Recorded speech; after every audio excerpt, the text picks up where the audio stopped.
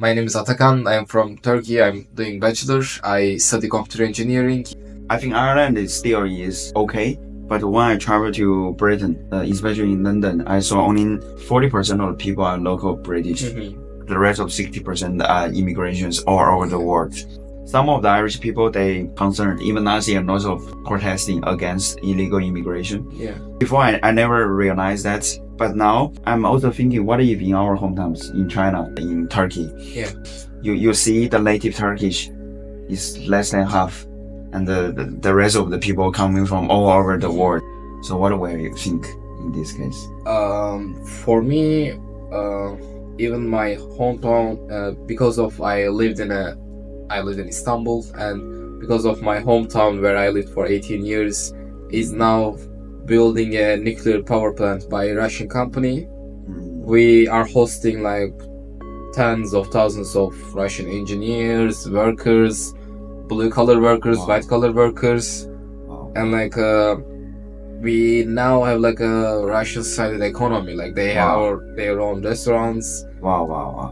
which is at 5-6 years ago we didn't know what to feel, but now everybody got used to it. Yeah. So for me, I am all for legal migration. Like if you are an engineer, a technician, if you are a traveler, or if you want to live with a good reason, you apply through legal roads and you find a nice place to stay. And the government has their own policy, like, yeah, we are gonna take this amount of people in this amount of years, and we are gonna open some positions in this business sectors and these places to live.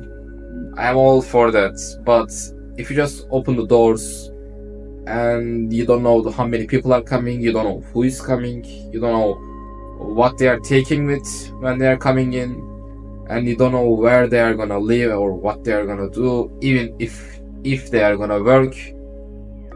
So in that situation, I am opposing the illegal immigration, because yes, you have a good reason, but bless you, and yes, you may have a good reason, but no, I have a demographic or sociologic construction in my country, in my hometown.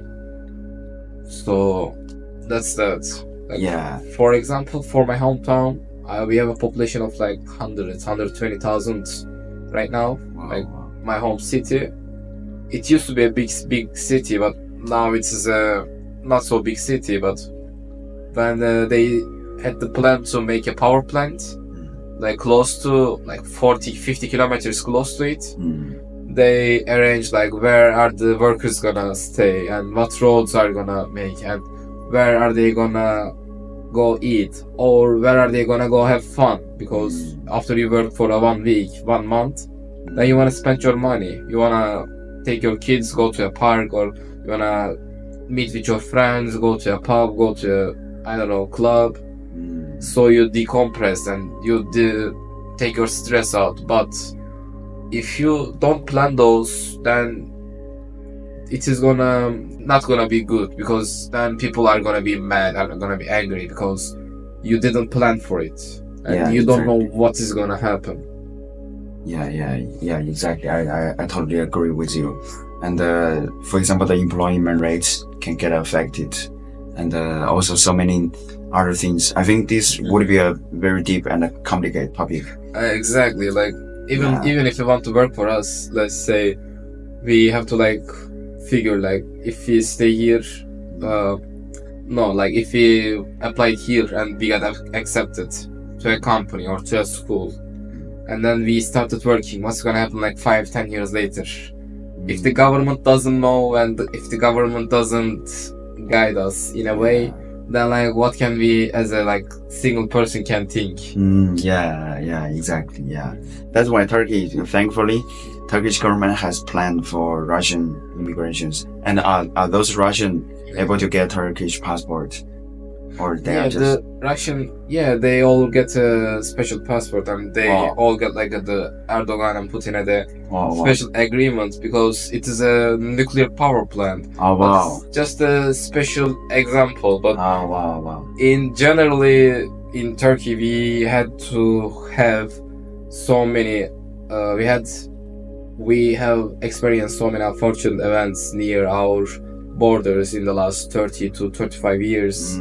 So that's why in the last 60 years we have opened our borders numerous times to lots of people, even the Turks, the Arabs, the Kurds, and in Iraq, in Syria, in Armenia, even the Azerbaijan.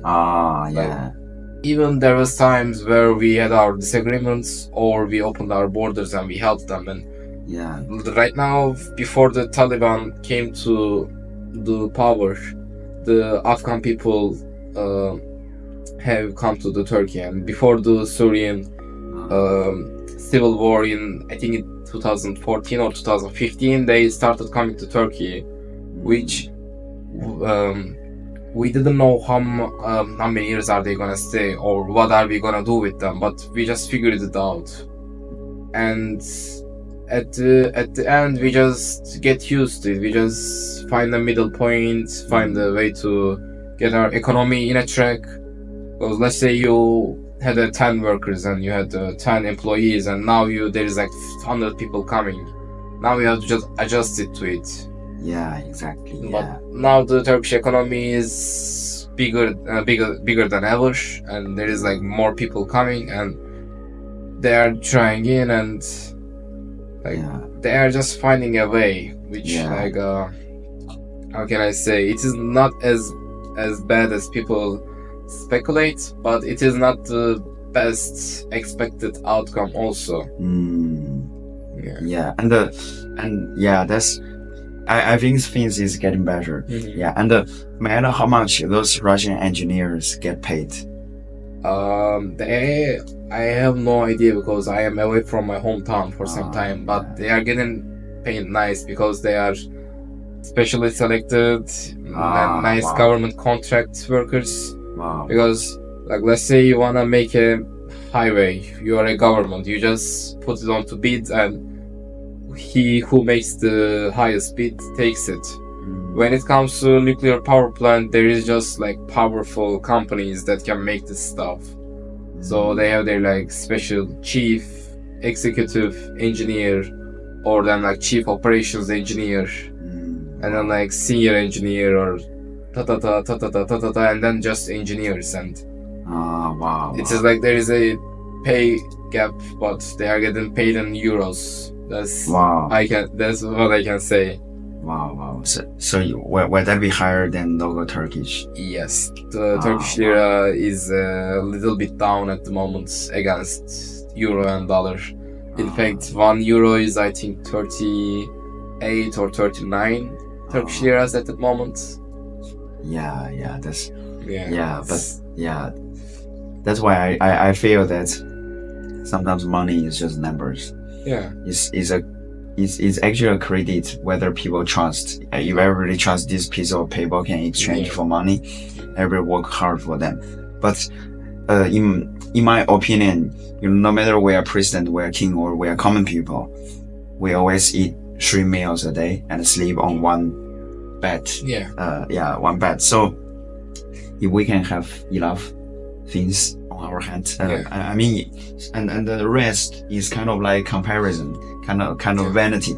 So if we can have content and be self-satisfied, and then we focus on our mission to study or to achieve something, I think that's the goal. Also, in my opinion, it doesn't really matter. No matter where you go, if you think it's the best option, slowly it will become best. So whether to stay in Turkey or stay in Ireland, is all good options. As long as you state, you just believe it's the best choice, and you think about the positive, the advantage of this way, and then slowly it can become better. Like 100 years ago, when the Turkish Republic was just getting its rules in place, and there wasn't much people, most of the men were died in the war. So and most of the students also who have volunteered to fight, so there was like not many students to Ah. go into the business, or not many teachers to have some students.